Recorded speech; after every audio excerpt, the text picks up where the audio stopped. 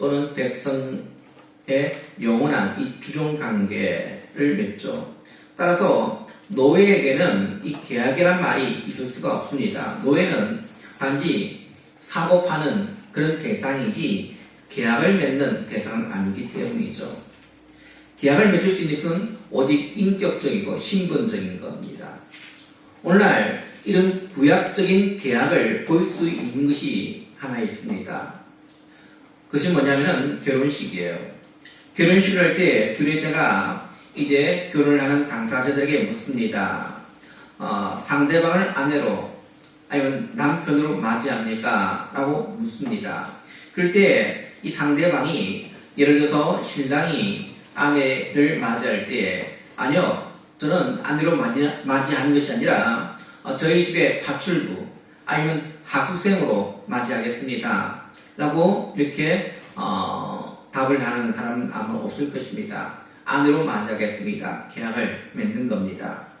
그리고 이러한 계획은 가장 중요한 것이 자발적인 의사입니다. 자발적 의사. 어떤 일방적 아니면 강요에 의해서 또한 계약을 맺게 되어지면 그 계약은 무효가 되는 겁니다. 가끔씩 TV에 보면 뉴스에 이런 좋지 않은 뉴스가 나올 때가 있습니다. 어떤 사람이 사채를 썼습니다. 돈이 급해가지고 하는 수 없이 사채를 썼는데 그 사채 이유 이자율이 엄청난 거죠. 보통 은행은 작지만 사채는 비싸거든요. 그래서 1,000만 원을 빌렸는데 한 1년도 안 돼서 이게 몇 천만이 되어버립니다. 몇 천만 원이. 그러니까 돈이 급해서 썼지만은 갚기는 너무 힘든 거예요. 그래서 이 사채업자들이 어떤 걸 요구하냐면 신체 포기 각서를 써라 라고 얘기합니다. 그래서 당신이 돈을 갚지 않으면 당신의 장기를 우리가 팔 수 있는 이런 걸 얘기를 합니다. 근데 뉴스에 보면 참 재밌는 게 뭐냐면 이런 사람들이 잡혔어요. 잡혔을 때 그 계약권은 성립될 수 있으니까 무효가 됩니까? 무효가 됩니다. 왜요? 강요에 의해서 맺어진 계약은 무효인 거예요. 강요. 내가 자발적으로 내가 하겠습니다 하고 이렇게 자발적인 의사를 가지고 하는 계약은 반드시 지켜야 되겠지만은 그러나 억압과 강요에서 만들어진 계약은 다르다는 겁니다. 또한 이 계약이라는 이 의미 속에는 서로에 대한 예의가 또한 있어야 된다는 겁니다. 아무리 좀 무성의한, 아무리 그냥 성격이 털털한 사람이라 할지라도 결혼식에 자신이 결혼식을 하는 당사자인데 그냥 아무 옷이나 입고 나오겠습니까? 그냥 어젯밤에 자다가 입고 잤던 그 옷을 입고 결혼식에 와서 결혼식에 참여하는 사람은 아마 없을 것입니다. 깨끗한 옷, 비록 정장이 아니지라도 아주 깨끗한 옷, 그리고 성의가 있는 옷, 그리고 신부는 또 어떡합니까? 신부는 아주 예쁘게 단장을 하죠. 이거 뭡니까? 결혼식에 대한 예의인 겁니다. 상대방에 대한 예의. 오늘 하나님 백성은 계약에 의해서 하나님의 백성이 되어진 자들입니다. 계약입니다. 하나님과 그리고 이스라엘 백성 간에 계약으로 맺어진 그런 관계다 얘기입니다. 지금까지 이들은 노예로 지내왔기 때문에 어떻게 계약을 해야 되는지도 다 알지를 못합니다. 어떻게 계약을 해야 되고 어떻게 계약을 체결해야 되는지, 그리고 그들에게는 아직까지 노예 근성이 있기에 아마 이 계약을 한 가운데서 아마 장난기가 발동이 되어지고 아마 호기심에 의해서 그 계약의 그 성스러움을 깨뜨릴 수도 있다는 겁니다. 그래서 하나님께서는 이스라엘 백성들에게 하나하나 이 계약에 대해서 오늘 설명합니다. 그래서 마치 어린아이를 데리고 야, 계약이라는 것은 이런 것이야. 그리고 계약은 반드시 이렇게 또한 절차를 따라야 하고, 그리고 절차를 따르면 통해서 이 계약의 내용은 이런 것이다 하고 하나하나 가르쳐 주신다는 겁니다. 먼저는 오늘 하나님께서는 이스라엘 백성들에게 특별한 관계를 강요하지 아니했다는 겁니다. 제가 앞에서 말씀드린 것처럼 계약이 어떤 강요나 억압에 의해서 이루어진 계약은 원천 무효인 거예요. 나는 하고 싶지 않은데 저 사람이 힘에 의해서 나를 억압해가지고 나를 할 수 있도록 만들었기 때문에 내가 어쩔 수 없이 계약을 했습니다. 그런 계약은 원천 무효가 되는 겁니다. 하나님께서는 오늘 계약을 맺으시기 전에 먼저 이스라엘 백성들에게 의사를 물으십니다. 의사를 물으셔요. 하나님께서 지금 이스라엘 백성들을 택하신 목적이 무엇입니까? 그것은 특별한 소유가 되어지고 제사장의 나라가 되어지고 거룩한 백성이 되어지는 것. 이게 오늘 이스라엘 백성들의 선택되어진 목적인 거죠. 그래서 하나님께서 지금 이스라엘 백성들을 위해서 오늘 한 나라를 만들어 가는 과정에 있는 겁니다. 그 나라가 바로 하나님의 나라인 겁니다. 하나님의 나라. 그 하나님의 나라를 통해서 온 백성들이, 온 열방이 죽게 돌아오도록 하기 위한 목적이 있다는 겁니다. 그런 하나님의 무덤에 대해서 오늘 이스라엘 백성들은 오늘 7절, 8절에 보니까 아멘으로 화답을 합니다. 모세가 내려와서 백성의 장로들을 불러 여호와께서 자기에게 명령하신 그 모든 말씀을 그들 앞에 진술하니 백성이 일제히 응답하여 이르되 여호와께서 명령하신 대로 우리가 다 행하리이다. 오늘 모세가 하나님께 받은 질문을 가지고 이스라엘 백성들에게 합니다. 너희들 계약하겠냐? 너희들 하나님과 관계를 맺겠느냐? 라고 묻습니다. 그럴 때 이들이 뭐라 얘기합니까? 우리가 여호와께서 명령하신 대로 우리가 다 행하리이다. 오늘 이들은 이제 비로소 하나님의 나라의 백성이 되어줄 수가 있는 겁니다. 하나님께서는요, 오늘 우리를 통해서 하나님 나라를 선전하는, 오늘 우리가 지역마다 대리점들이 많이 있어요. 대리점들이. 그런 대리점을 오늘 하나님은 개설하는 겁니다. 오늘 우리를 통해서. 왜요? 하나님 나라가 어떤 나라인지를 오늘 우리를 통해서 선전하기를 원하신다는 겁니다. 많은 사람들에게 하나님의 나라를 모르는 이들에게 하나님의 나라는 이런 것이다, 이런 나라이다 하고 우리에게 가르치기 위해서 오늘 우리를 하나님의 백성으로 삼아주셨다는 사실을 꼭 기억하시기를 바랍니다. 그러기에 오늘 우리는 세상과 다른 그런 향기 내지는 맛이 있어야 되는 겁니다. 오늘 사람들이 교회에 오는 목적이 어떤 세상의 맛을 보기 위해서 온다라고 한다면 교회의 목적, 교회가 이 땅에 세워질 목적이 없는 겁니다. 교회는 하나님의 나라를 맛볼 수 있는 곳이 되어야 되는 겁니다. 하나님의 나라는 이런 곳이다, 천국은 이런 것이다 하는 것을 보여줘야 되는 겁니다. 그러면 교회가 세상과 좀 다른 깊이의 그런 맛이 있어야 되는 거예요. 우리가 세상에 신교라는 것이 있습니다. 친교가 있지만은 그 친교와 오늘 우리가 말하고 있는 친교는 분명히 다른 겁니다. 성도 간의 친교는 분명히 있을 수 있습니다. 그러나 우리는 단지 먹고 마시기 위한 친교가 될 수 없어요. 세상은 즐기자, 마시자, 이게 친교입니다. 그러나 오늘 우리 친교는 다른 겁니다. 우리의 친교는 예수 그리스도 사랑 안에서 함께 거하는 친교라는 겁니다. 그 가운데 하나님의 말씀을 통해서 그 말씀을 더 깊이 알아감을 통해서 이루어지는 친교라는 사실이죠. 교회가 만약에 세상과 똑같다라고 한다면은 아마 세상 사람들이 교회 왔을 때 마음은 좀 편할 수는 있을 거예요. 그러나 그런 교회는 존재할 필요가 없는 겁니다. 교회는 세상과 분명히 달라야 됩니다. 세상이 가지지 못한 것은 오늘 교회는 가져야 된다는 사실을 꼭 기억하시기를 간절히 바랍니다. 특히 오늘 교회라는 것은 어떤 억지로 오늘 와서 참여할 수는 없어요. 자발적인 의사를 통해서 오늘 교회에 나와야 되는 겁니다. 우리 어릴 때는 아이들이 부모의 그런 억압에 의해서 교회에 나올 수 있어요. 모태 신앙들이 왜 신앙이 청년대가 되어지면 갑자기 떨어지고 심지어 교회를 떠나버리는 경우가 왜 생깁니까?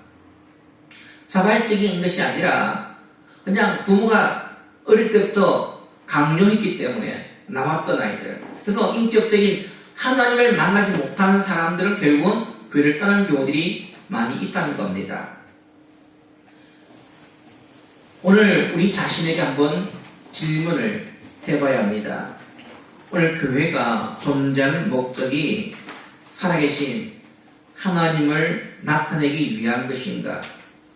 오늘 우리가 이곳에 나온 이유가 세상의 맛을 느끼기 위해서 나오지는 않겠는가? 하나님의 은혜를 경험하기 위해 나왔는가? 한번 좀 우리가 깊이 질문을 해야 된다는 겁니다. 오늘 하나님 이것을 이스라엘 백성들 스스로 분명히 고백하게 합니다. 예, 우리가 여호와의 말씀을 따르겠습니다. 말씀대로 행하겠습니다. 이제 우리가 하나님의 백성이 되어서 하나님께서 오늘 우리에게 말씀하신 그 계약의 내용들을 우리가 온전히 순종하겠습니다. 하나님은 지금 분명히 이스라엘 백성들에게 그 의사를 묻습니다. 그리고 그들은 자발적으로 오늘 그 계약에 동참하겠노라 하고 그들은 결단을 하게 되는 겁니다.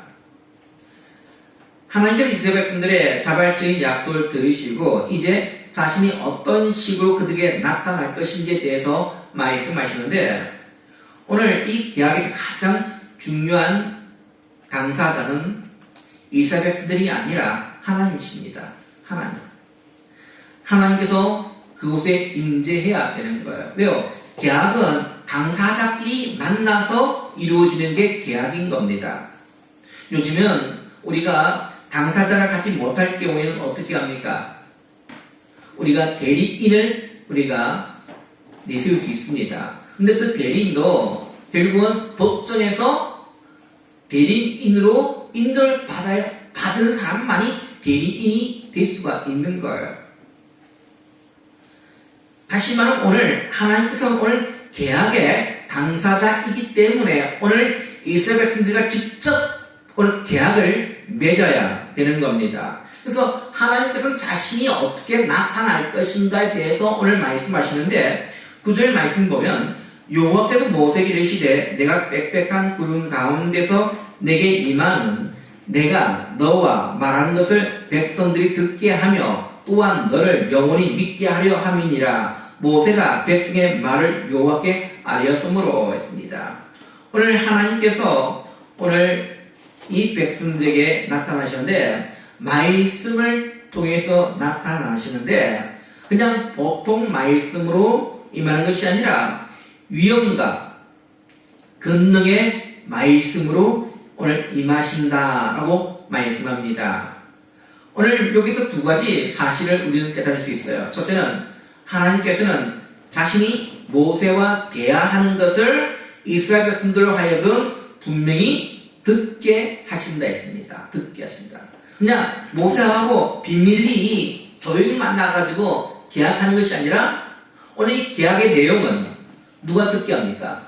결국은 이스라엘 백성들이 듣게 하겠다는 겁니다. 왜요? 결국 그들이 들어야 되는 거 아닙니까? 그들이 순종해야 되고 그들이 행해야 되는 거거든요. 그래서 오늘 이스라엘 백성들이 오늘 하나님과 모세의 대화를 들을 수 있도록 하겠다는 겁니다. 이것은 우리 하나님은 세상이 만들어 놓은 우상이 아니라 이 우주 만물을 창조하시고 지금도 살아 역사하시는 분이심을 우리에게 분명히 말씀하고 있는 겁니다. 하나님은 말씀의 하나님이십니다. 그리고 대화 나누기를 좋아하시는 분이시죠. 하나님께서 이렇게 하시는 이유는 무엇입니까? 그것은 우리와 바른 관계를 맺기 위해서 말씀을 통해서 우리의 생각이 오늘 우리의 생각 속에 하나님은 말씀을 우리에게 주신다는 겁니다. 어찌 보면 우리의 행동이나 우리의 삶을 바꾸는 것은 하나님의 말씀을 듣는 가운데서 일어나는 겁니다. 물론 우리가 교육학에 보면은 가장 교육의 효과적인 방법 가운데 하나가 보는 겁니다. 시청각이에요. 시청각. 왜요? 시청각은 결국은 오래 남게 되어지거든요. 근데 시청각도 결국은 그 소리와 함께 우리가 각인이 되어지는 겁니다.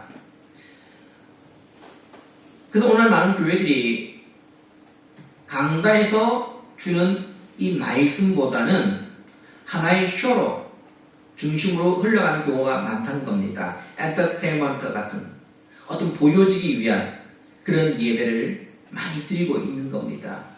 근데 이것은 정말 잘못되어진 거예요. 엔터테인먼트 같은 그런 예배 중심으로 흘러가게 되어지면 결국 나중에 보는 것은 즐거워요. 왜요? 우리가 가정에서도 늘 볼 수 있는 거잖아요. 보고 즐기는 건 참 좋은데 결국 나중에 세월이 지났을 때 내 마음속에 남는 것은 전혀 없다는 겁니다. 어떤 사람이 이렇게 말을 할 수 있습니다. 아니 듣기만 하면 무슨 소용이 있습니까? 듣고 나면 다 잊어버리고 마는데. 예, 맞아요. 우리가 예배를 드리고 나서 하루만 지나도 주일날 어떤 말씀을 들었는지에 대해서 잘 기억조차도 나지 않습니다. 아니 제목도 기억나지 않을 뿐만 아니라 말씀 구절도 아예 기억에서 다 사라집니다. 그만큼 우리의 기억력이라는 것은 어찌 보면 금방금방 없어지고 마는 그런 기억력을 우리는 소유하고 있습니다. 낚시를 해보면 참 재밌는 것이 있어요. 방금 잡았던 고기가 좀 작아가지고 풀어줬습니다. 그러면 고기가 풀려났으면 무슨 생각을 해야겠습니까? 절대 내가 그 낚싯바늘에 매달려있는 기러기를 먹지 않겠다 라고 생각을 해야 되지 않습니까? 근데 물고기는 딱 5분만 지나면 완전히 다 잊어버려요. 그리고 다른 낚싯대에 또 깨가지고 또 잡히고 마는 거예요. 우리의 기억력은 저 정도는 아니지만은 그냥 우리도 그래요. 하루 이틀만 지나면 주일날 어떤 말씀 들었는지 다 생소합니다. 또 말씀을 들으면 들은 것 같은데? 이 정도로. 근데 여러분들 비록 우리 머릿속에 우리의 가슴속에 남지는 않지만은 그러나 어떤 사람들은 말씀이 평생 동안 자기의 마음판에 새겨진 경우가 있습니다. 그럴 경우는 성령께서 오늘 말씀하실 때예요. 성령께서. 그래서 우리가 어떤 간증들을 들어보면은 성령께서 그 사건을 통해서 내게 이렇게 말씀하셨다 하고 말씀하시잖아요. 그 이유가 뭡니까? 성령께서 친히 내 마음에 새겨주시면 결코 변하지 않는다는 겁니다. 오늘 그래요. 우리가 하나님의 말씀을 사모해야 되는 겁니다. 사모해야 합니다. 성령께서 오늘 우리의 예배 속에 찾아오셔서 우리의 마음판에 하나님의 말씀을 새길 수 있도록 도와달라고 늘 우리는 기도해야 되는 겁니다. 하나님의 말씀이 위험과 권능 가운데 임할 수 있게 해달라고 우리가 두렵고 떨리는 마음으로 하나님의 말씀을 받을 수 있도록 그렇게 기도해야 되는 겁니다. 단지 하나님의 말씀이 우리를 돕기 위해서 주시는 말씀이 아니에요. 하나님의 말씀은 결코 강의가 아닌 겁니다. 강의라는 것은 뭡니까? 강의는 어떤 정보, 지식을 전달하기 위한 목적을 갖고 있습니다. 그래서 교수들이 학생들을 가르칠 때 그걸 설교라 얘기하지 않고 강의라 얘기합니다. 그 이유는 정보를, 지식을 전달하기 위한 목적이기 때문에요. 학생들이 지금까지 잘 알지 못했던 것들을 가르치기 위한 목적. 그러나 설교는 다르다는 겁니다. 단지 성경 지식이 이러한 거고 성경에 나와 있는 정보가 이러하다는 것을 전달하기 위한 목적으로 오늘 하지 않습니다. 그래서 오늘 하나님 말씀을 전하는 것은 설교인 거예요. 강의가 아니라는 겁니다. 설교는 내 마음, 내 영혼을 오늘 완전히 뒤져버리는 그런 역사가 일어나야 될 줄로 믿습니다. 자, 그리고 두 번째로 보니까 하나님께서 모세와 말씀하시는 것 동안에서 이스라엘 백성들이 모세를 영원히 믿게 하려 함이라 라고 말씀합니다. 다시 말하면 오늘 하나님은 모세와 이 대화를 통해서 지금까지 모세가 사용하고 모든 것들이 비밀이야 아니면 자기의 생각을 너희들에게 얘기한 것이냐 너희들이 했던 모든 말들은 곧 나의 말이다. 다시 오늘 모세에게 어떤 건의를 입혀주는 겁니다. 건의. 오늘 목회자의 건의를 입혀주는 거예요. 오늘 이스라엘 백성들을 이끌어갈 그런 건의를, 신뢰를 오늘 주고자 하는 목적이 있는 겁니다. 그래서 이스라엘 백성들이 다음번에 비록 하나님께서 이와 같이 나타나지 않더라도 이스라엘 백성들에게 모세가 말을 할 때 그 말씀을 누구의 말씀으로 받게 됩니까? 결국 하나님의 말씀으로 받을 수 있도록 하기 위한 겁니다. 목회자의 역할도 그런 겁니다. 목회자가 오늘 말씀을 전거할 때에 어떤 인간의 목소리로 전할지라도 그것을 누구의 말씀으로 전하고 있습니까? 하나님의 말씀. 다시 말하면 오늘 목회자에게 그 목회자의 건의를 누가 주신 겁니까? 하나님께서 주신 거예요. 하나님께 주신 목회자의 건의를 가지고 오늘 하나님 백성들에게 말씀 전할 때에 그것은 목사의 말이 아니라 하나님의 말씀으로 우리가 받아야 된다는 사실이죠. 그리고 오늘 모세가 이제 행하는 모든 역사는 결국 누구의 역사입니까? 모세의 역사가 아니라 하나님의 역사가 되는 겁니다. 여러분들, 예나 같이 하나님께서 이렇게 직접 나타나셔서 말씀하시면 좋겠지만은 그렇지 않습니다. 오늘 많은 사람들이 자꾸 어떤 신비적인 것을 찾지는 않습니까? 우리는 하나님 말씀 가운데로 돌아가야 된다는 사실이에요. 말씀으로 돌아가야 한다. 어떤 꿈속에서 하나님께서 나에게 나타나셔서 이렇게 말씀하셨다. 이게 아니에요. 오늘 목회자를 통해서 하나님 지금도 시대를 통해서 우리에게 주시는 말씀이 있다는 사실을 기억해야 합니다.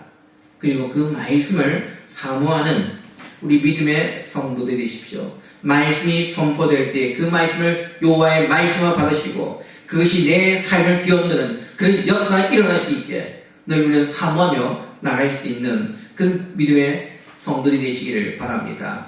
그리고 또한 개혁의 한편의 당사자가 또 누굽니까? 한쪽에 하나님이 계셨다면 그 반대편 누가 있습니까? 이스라엘 백성들이 있는 겁니다. 하나님께서 지금 이스라엘 백성들에게 준비해야 할 것에 대해서 말씀합니다. 왜냐하면 지금 이스라엘 백성들은 과거에도 그들은 노예였기 때문에 한 번도 이 계약을 맺어본 경험이 없는 겁니다. 그래서 하나님은 이 백성들에게 이 계약을 맺기 위한 그런 과정을 오늘 설명합니다. 멤버들은 뭡니까? 그들에게 사흘 동안 기다리게 하셨어요.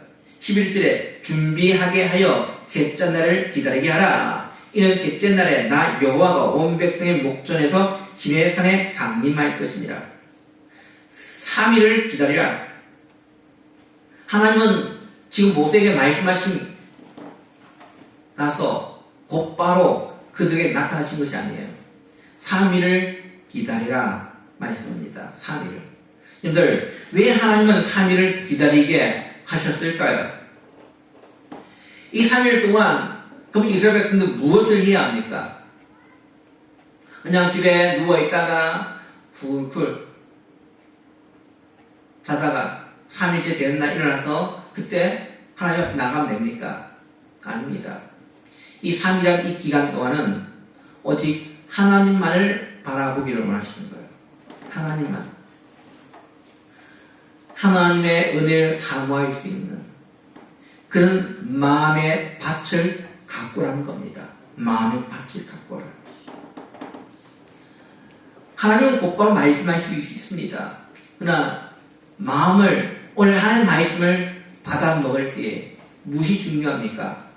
결국은 밭이 중요하다는 겁니다.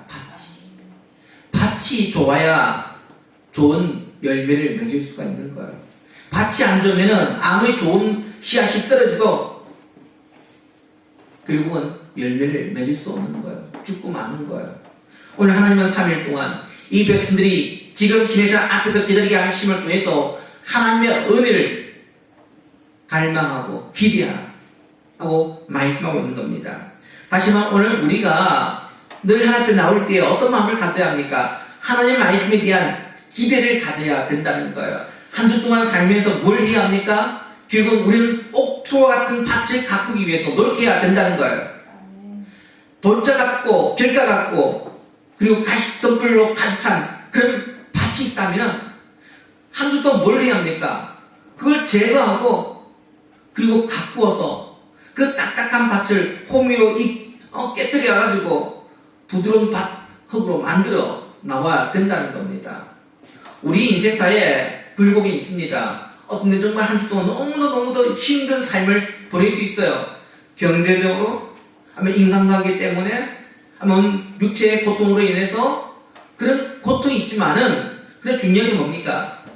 그걸 이겨야 되는 거예요. 뛰어넘어야 된다는 사실입니다. 두 번째 보니까 하나님 그들을 하여금 옷을 빨게 하셨습니다. 옷을 빨게 하셨다. 10절에 여호와께서 모세에게 이르시되 너는 백성이 가서 오늘과 내일 그들을 성결하게 하며 그들에게 옷을 빨게 하고, 옷을 빤다는 의미가 뭐겠습니까? 우리가 옛날에 과거에 우리 어르신들 보면은 주일날 나올 때 어떻게 나옵니까? 집에서 가장 좋은 옷 내지는 가장 깨끗한 옷을 미리 하루 전날 준비해가지고 어르신들이 나왔습니다. 과거에 우리 못 살 때는 옷들이 대부분 다 이런 좋은 옷이 있었습니까? 아니잖아요. 그러나 좋은 옷은 없지만은 그러나 집에 가장 깨끗하고 그리고 깨끗하게 옷을 빨아가지고 준비해가지고 보통 어르신들이 나왔습니다. 그 의미가 뭐겠습니까?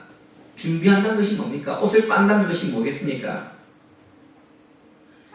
우리가 하나님을 만난다는 것은요, 그냥 대충 아무 날처럼, 친구를 만나는 것처럼 그런 날이 아니란 겁니다. 이 날은 특별한 날이고, 그리고 기쁜 날이고, 축제의 날이라는 사실을 말씀하고 있는 겁니다. 하나님을 만나는 것은 가장 아름다운 만남이에요. 그리고 그것은 너무도 귀하고 복되다는 사실이에요. 옷을 빤다는 것은 내 태도를 바꾼다는 겁니다. 내 태도를 바꾼다. 지금까지 가지고 있던 나의 생각이나 그런 답답한 모든 것들을 다 빨고 깨끗해서 주 앞에 나온다는 겁니다. 다시 한번 내가 한 주 동안 살면서 여러 가지 삶 때문에 그 환경 여건 때문에 좀 답답합니다. 그래서 그 답답한 자세를 가지고 예배를 드리면 그 예배가 어떻게 되겠습니까? 결국은 그 예배는 답답하게 되어지는 거예요. 답답한 예배 되어지는 거예요. 어떤 사람은 우울에 빠졌습니다. 우울한 가운데 예배를 드린다면 그 예배는 우울한 예배가 되는 거예요. 찬양하지만은 결코 내 얼굴에서 찬양의 그 기쁜 얼굴에 보이지 않는 거예요. 우울하게 찬양을 하는 거예요. 우울하게 할 말씀을 듣는 거예요. 왜 우리가 예배를 드림에 있어서 그런 자세를 가지고 예배를 드리고 있습니까? 답답한, 내가 좀 힘이 들고 어려움이 있다 할지라도 그것을 가지고 우리는 나와서는 안 된다는 겁니다. 찬양할 때는 기쁜 한의를 가지고 찬양해야 되고, 말씀 드릴 때는 마치 어린 아이 같은 그런 얼굴, 눈동자를 가지고 하나님 말씀을 한 말씀 놓치지 않으려는 그런 자세를 가지고 예배를 드려야 되는 겁니다. 왜 우리 하나님은 답답한 하나님, 우울한 하나님을 탁 만듭니까? 결코 그래서는 안 된다는 겁니다. 우리 하나님은 그런 예배를 받으시는 분이 결코 아닌 거예요. 우리 하나님은 온전한 예배를 받으시기 원합니다. 이 거룩한 이 주일은 그런 날이에요. 축제의 날, 기쁜 날이에요. 구원의 날이에요. 근데 왜 우리 예배를 답답한 예배요, 아니 우울한 예배를 자꾸 변질시킵니까? 그런 예배를 우리 하나님 기뻐 받지 않으십니다. 그러기에 오늘 우리는 한 주 동안 살면서 옷을 빨아야 합니다. 우리의 생각과 우리의 모든 가치관들 다 빨아가지고 오직 하나님 앞에 나올 때에 그 예배를 받으시는 그 예배의 대상자이신 그 하나님을 높여드리는 그런 예배로 나가기를 간절히 바랍니다. 그리고 마지막 세 번째 보니까 하나님께서는 한계를 정하셔서 이스라엘들이 그 이상을 넘어오지 못하게 하셨어요. 12절 13절 봅시다. 너는 백성을 위하여 주위의 경계를 정하고 이르기를 너희는 산과 산에 오르거나 그 경계를 침범하지 말지니 산을 침범한 자는 반드시 죽임을 당할 것이라. 그런 자에게는 손을 대지 말고 돌로 쳐 죽이거나 핫살로 쏘아 죽여야 하리니 짐승이나 사람을 막론하고 살아남지 못하리라 하고 나팔을 길게 불거든 산 앞에 이를 것이니라. 지금 산 사면에 이 시내산 이 주위를 경계를 표시하라 말씀합니다. 그리고 그 경계를 넘어오지 말라는데 그 경계를 표시하는 것이 뭐 웅둥이를 파가지고 아니면 이렇게 사람들이 건너지 못하도록 이렇게 팠는지 아니면은 우리가 어떤 사건이 벌어지면 경찰이 뭘 칩니까? 폴리스 라인이라고 칩니다. 노란색의 출입 금지, 빨간 글자가 적혀있는 그런 건을 쫙 하면 어떤 사람도 그 안으로 들어갈 수가 없어요.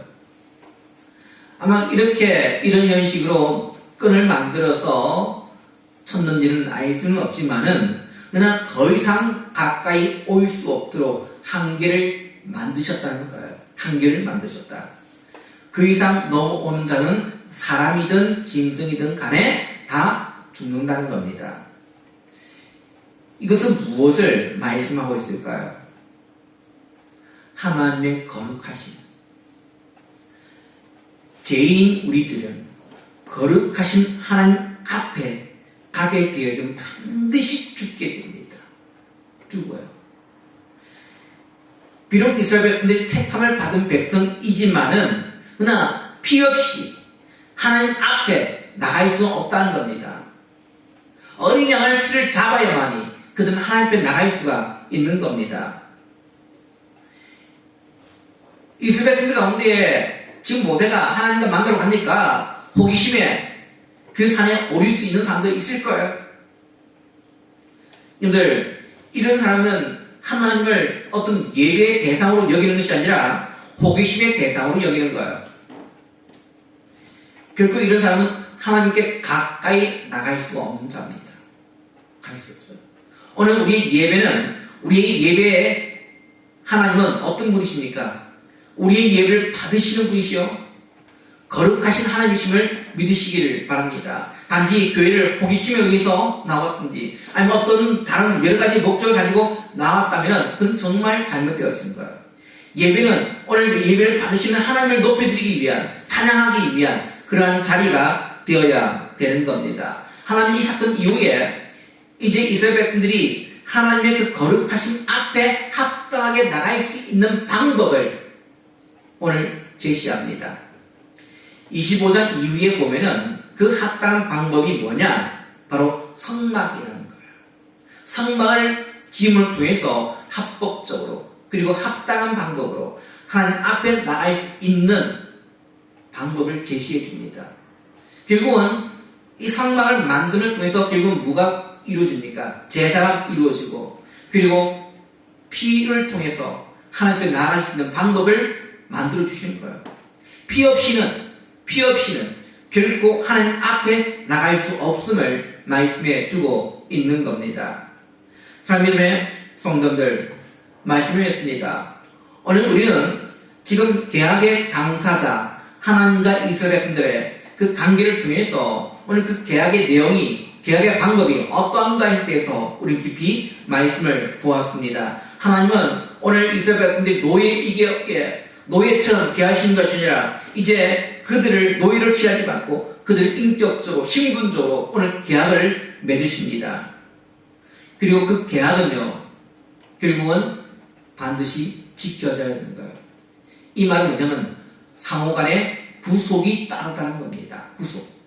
왜요? 하나님께서 이스라엘 백성을 볼 때에 그들이 말을 듣지 않습니다. 비록 내 백성으로 내 소유로 내 거룩한 나라로 세워졌는데 이들이 이 말을 듣지 않고 자꾸 딴 길로 행합니다. 그러다 하나님께서 그들 미워가지고 야 너희들 그 계약 다 취소할 거야. 그렇게 해서 그 백성들 고아처럼 내버려 주십니까? 우리 옛날에 어른들이 그런 얘기를 해요. 하도 말을 안 들으면 그 자녀에게 뭐라 얘기합니까?